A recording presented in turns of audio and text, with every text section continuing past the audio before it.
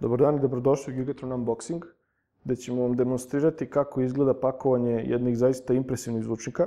Reč je o Logitech Z906 5.1 sistemu, surround sistemu kompanije Logitech, koji zaista na papiru obećava puno, a u praksi donosi još više. Ono što bi sa naše strane bila preporuka jeste opredeljivanje za investiciju Bluetooth audio adapter.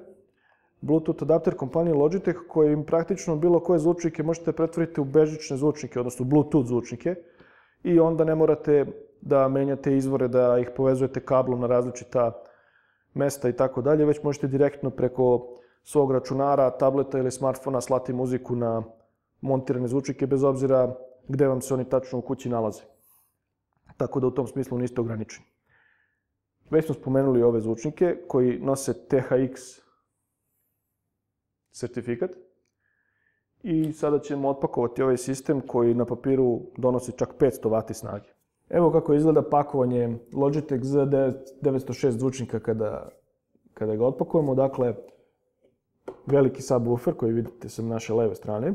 Tu je komandna konzola sa svim komandama o kojima ćemo kasnije nešto više reći.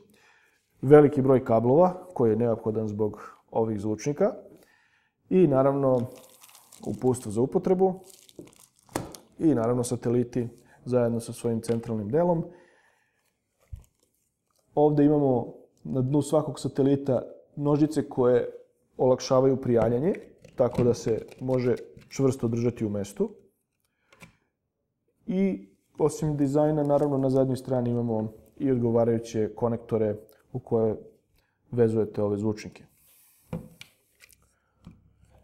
Što se tiče upravljačke konzole, možete je vidjeti ovde, ona je odvojena od ostatka uređaja, povezuje se kablom na zadnji deo ovog woofera i ona vam vrlo jasno i efikasno sugeriše da li uređaj radi u 2.1, 4.1, 5.1 modu, koji je input aktiviran,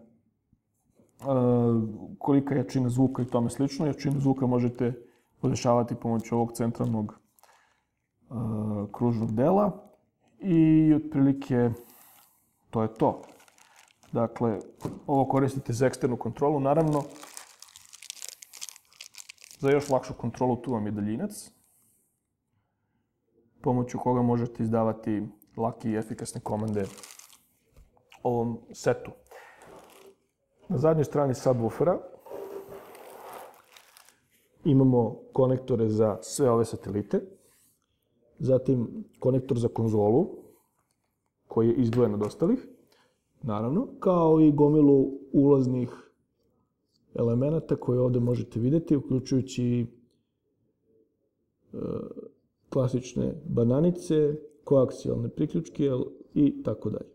Naravno, naglasit ćemo i prisustvo dva optička priključka koji su, naravno, to po čemu se Z906 izdvaja u odnosu na mnogi druge zvučnike, a i u odnosu na svoju konkurenciju. Dakle, zaista impresivan spisak mogućnosti kada govorimo o potencijalu za povezivanje. Naročito ukoliko mu dodate, još jednom skrećemo pažnju, Logitech Bluetooth audio adapter, pomoću koga sve ove zvučnike pretvarate u praktično bežične zvučnike, odnosno dobijate mogućnost da bežično šaljete signal na njih.